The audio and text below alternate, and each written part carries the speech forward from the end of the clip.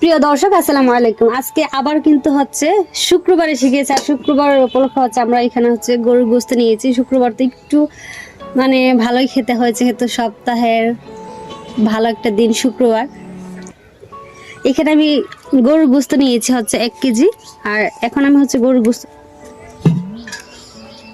গোস্ত নিয়েছি। আর এখানে প্রথমে দিয়ে দিব হচ্ছে মশলা। এখানে হচ্ছে আদা, জিরা আর হচ্ছে রসুন, এখানে 3টা বাটা দিয়ে দিয়েছি।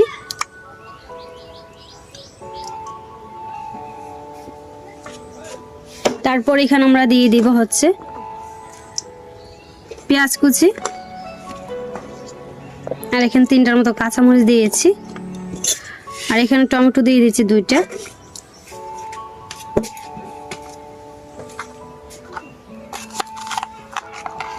এখানে স্বাদ মতো দিয়ে দিচ্ছি লবণ। আর এখানে একটু বাটা মরিচ ছিল, প্রথমে বাটা মরিচ দিয়ে দিচ্ছি 1 চা চামচ, তারপর আর একটু দিয়ে দিয়েছি। আর 1 টেবিল চামচ দিয়ে দিচ্ছি ধনিয়া,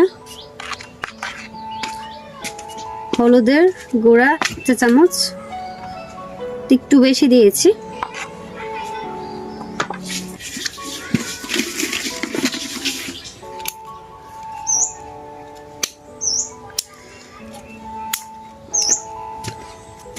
এখানে গরম মশলা দিয়ে দিচ্ছি, এই যে 4টার মতো।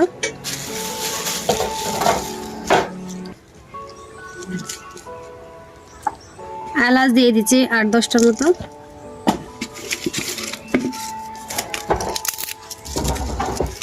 এখানে আমি 3টা তেজপাতা দিয়ে দিয়েছি।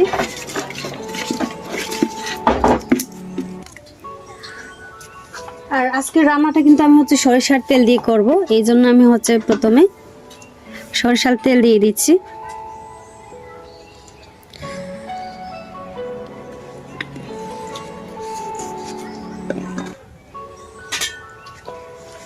এখন হচ্ছে মাখিয়ে নিব।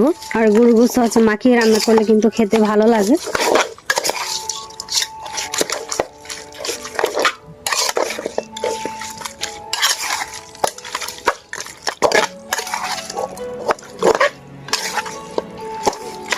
মাংসের স্বাদ বেড়ে যায়। দেখেন, এই যে মাখিয়ে নিয়েছি। আর মাখিয়ে হচ্ছে আমরা রেখে দিব 10 মিনিটের মতো, তারপর হচ্ছে কিন্তু রান্না করব। আর এদিকে হচ্ছে আমরা নিয়েছি নতুন আলু, আর নতুন আলু দিয়ে কিন্তু হচ্ছে রান্না করলে খেতে ভালো লাগে। এই জন্য আমি হচ্ছে নতুন আলু নিয়েছি অনেকগুলা। আলুগুলা হচ্ছে পরে দিব। এখন চলে যাব হচ্ছে রান্নাতে।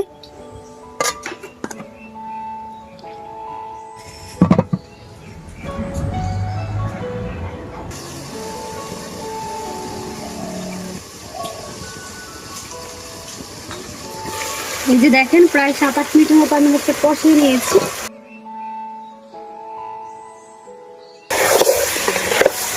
নেড়ে ছেড়ে দিচ্ছি, তো হচ্ছে কষিয়ে নিয়েছি। কষিয়ে তারপর হচ্ছে এখন কিছুটা পানি দিয়ে দিব। পানি কিন্তু আবারও আমি খুব ভালোভাবে কষিয়ে নিব।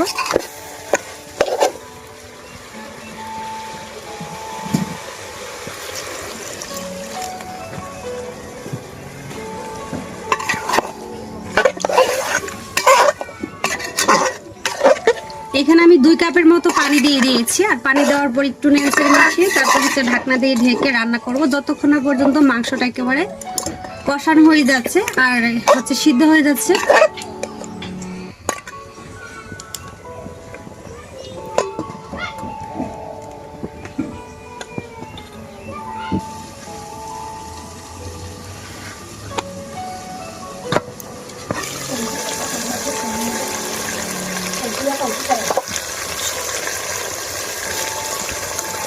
এই যে এখানে হচ্ছে প্রায় আমি 10 থেকে 15 মিনিটের মতো হচ্ছে মাংসটাকে কষিয়ে নিয়েছি। যে দেখেন, তেলটা কিন্তু উপরে ভেসে উঠেছে। আর এই পর্যায়ে কিন্তু মাংসটা খুব ভালোভাবে কষিয়ে নিয়েছি আমি।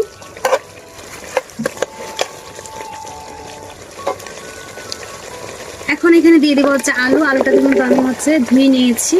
আর নতুন আলু যেহেতু, তাই একটু বেশি দিয়েছি আমি। নতুন আলু খেতে কিন্তু ভীষণ ভালো লাগে, এই জন্য হচ্ছে নতুন আলু দিয়ে আজকে হচ্ছে গরুর গোস্ত রান্না করছি।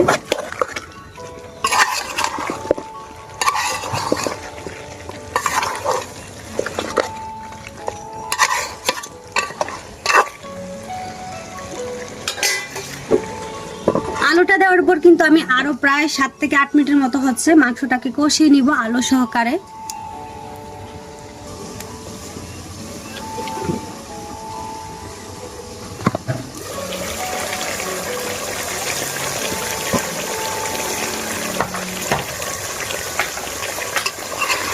আরো প্রায় 8-10 মিনিটের মতো কষিয়ে নিয়েছি। কষিয়ে তারপর হচ্ছে এখন আমি এখানে দিয়ে দিব পানি।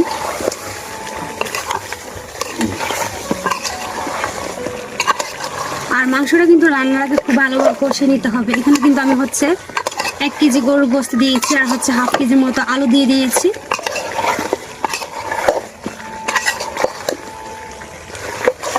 আর এইভাবে যখন হচ্ছে মাখা মাখা হয়ে যাবে না, তখন হচ্ছে আমরা এখানে দিয়ে দেবো হচ্ছে পানি।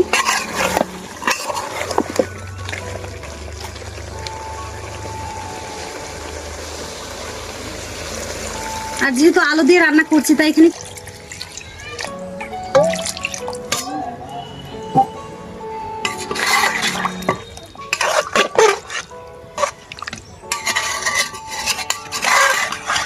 এই যে এখানে আমি হচ্ছে ঝোল দিয়ে দিয়েছি। আর ঝোলটা হচ্ছে একটু বেশি রাখবো না, কিন্তু সমান সমান রাখবো, যেহেতু আলু দিয়ে ঝোল খেতে কিন্তু ভীষণ ভালো লাগে, বিশেষ করে নতুন আলু দিয়ে।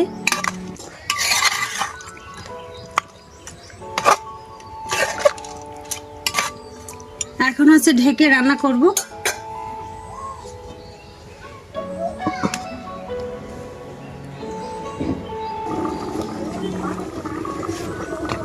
বিশ মিনিটের মতো হচ্ছে রান্না করেছিলাম। আর রান্না করে এখন হচ্ছে ঢাকনাটাকে উঠিয়ে নিয়েছি।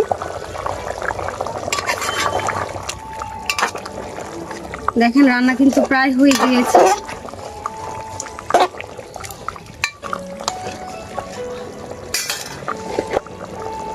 এখন এখানে দিয়ে দিব হচ্ছে 4টা কাঁচামরিচ।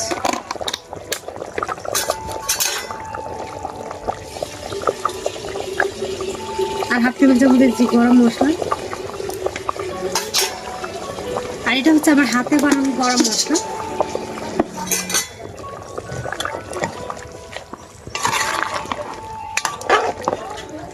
দেওয়ার পর হচ্ছে মিশিয়ে নিয়েছি। মিশিয়ে এখন হচ্ছে ঢাকনা দিয়ে ঢেকে রান্না করব আরো প্রায় 7 থেকে 8 মিনিটের মতো। আর এই পর্যায়ে দেখেন আলুগুলো কিন্তু সিদ্ধ হয়ে গিয়েছে। আর যেহেতু নতুন আলু, মাংস কিন্তু সিদ্ধ হয়ে গিয়েছে। এখন আরো 7-8 মিনিটের মতো হচ্ছে রান্না করে দেন হচ্ছে চুলাটা অফ করে দিব।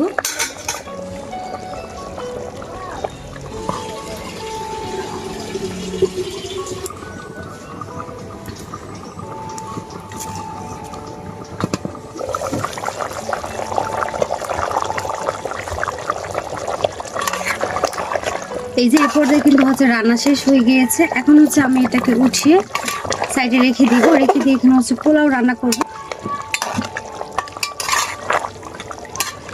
ওটা সাইডে রেখে তারপর হচ্ছে আমরা পোলাওটা বসিয়ে দেব। আর আজকে হচ্ছে আমরা আম্মি পোলাও রান্না করব।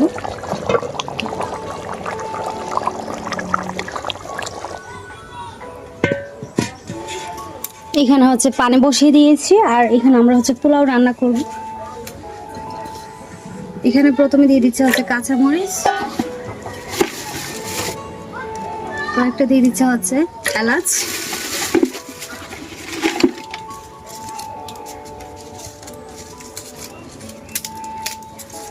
আর 2টা দিয়ে দিচ্ছে হচ্ছে তেজপাতা।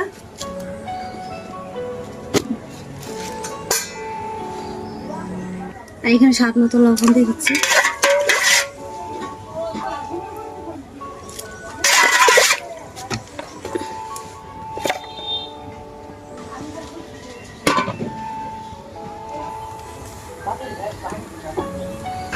আর পানিটা যখন এইভাবে হচ্ছে চারদিকে ফুটে আসবে তখন কিন্তু আমরা হচ্ছে দিয়ে দিব এখানে চাউলগুলা।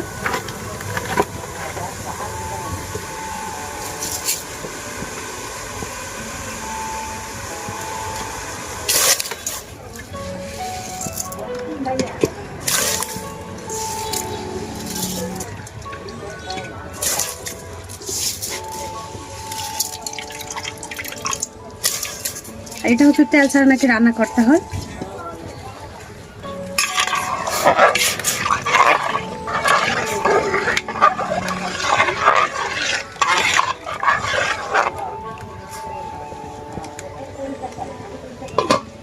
এখন এসে ঢাকনা দিয়ে ঢেকে রান্না করব।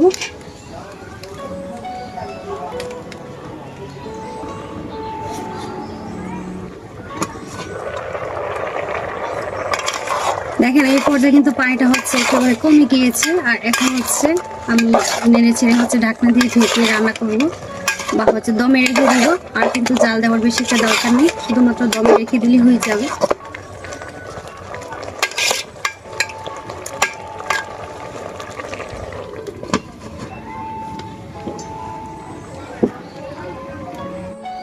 আচ্ছা, এখানে হচ্ছে আমরা পোলাওটা করে নিয়েছি, যেটাকে বলা হচ্ছে আন্নি পোলাও। এই যে দেখেন পোলাওটা কিন্তু অনেকটাই ঝরঝরে হয়েছে।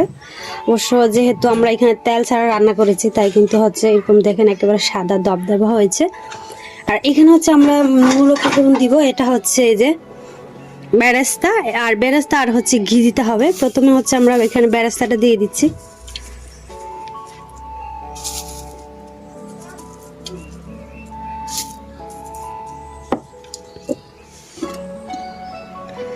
তারপর হচ্ছে এখানে আমরা দিয়ে দিব হচ্ছে গাওয়া ঘি। গাওয়া ঘি বলতে যে ঘিটা আমরা হচ্ছে শহর থেকে হচ্ছে নেই, আর এই ঘিটা হচ্ছে আমরা বাড়িতে করেছি হচ্ছে শহর থেকে।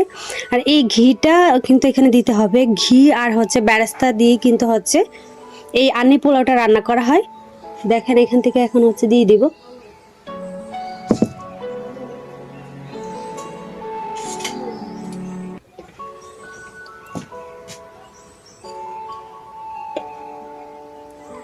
এই যে ঘিটা হচ্ছে চারপাশ দিয়ে দিয়ে দিব।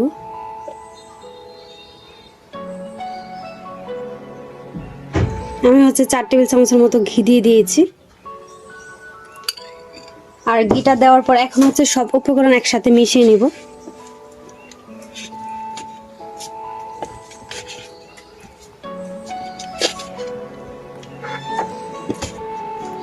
আসলে ছোটবেলা নাকি অনেক আন্নি পোলাও খেয়েছি, বড় হয়তো নিজে কখনো রান্না করে খায় নাই। আজকে হচ্ছে ফার্স্ট টাইম রান্না করা আন্নি পোলাও, তাই খুব সুন্দর সুঘ্রাণ বের হচ্ছে এই পোলাও থেকে। আর আজকে হচ্ছে মাংস দিয়ে আর হচ্ছে পোলাও দিয়ে খাওয়া হবে। এখন খাবারের পালা, চলুন তাহলে। যেহেতু দুপুর হয়ে গেছে, আমি কিন্তু হচ্ছে সকালে নাস্তা করার পর হচ্ছে পোলাও আর হচ্ছে মাংসটা রান্না করেছিলাম। আমরা এখন খেয়ে নিব।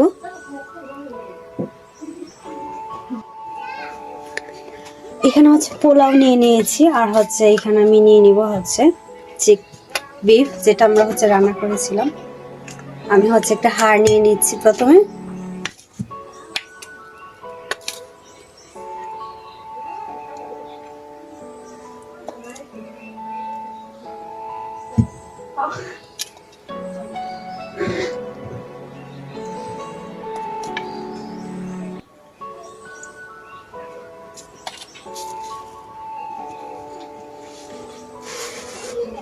বিসমিল্লাহ।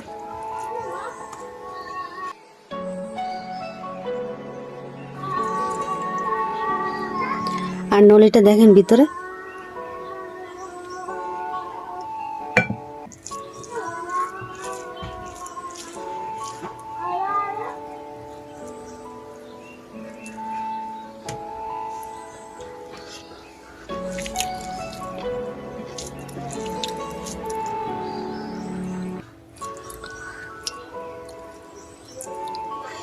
আজকে এই পর্যন্তই, আবার দেখা হবে অন্য একটা ব্লগ ভিডিওতে। সবাই ভালো থাকবেন, সুস্থ থাকবেন। অনেক বেশি মজার ছিল। আর এই পোলাওটা কিন্তু অনেক বেশি মজার ছিল। অবশ্য আমি কখনো এইভাবে রান্না করিনি, ফার্স্ট টাইম রান্না করছিলাম। অবশ্যই বাসায় একবার হলে ট্রাই করে দেখবেন। আর চিকেন হচ্ছে বিফ, গরুর মাংসটা কিন্তু অনেক বেশি মজার ছিল। দুটা মিলে কিন্তু অসাধারণ ছিল আজকে খাবারটা। সবাই ভালো থাকবেন, সুস্থ থাকবেন। আল্লাহ হাফেজ।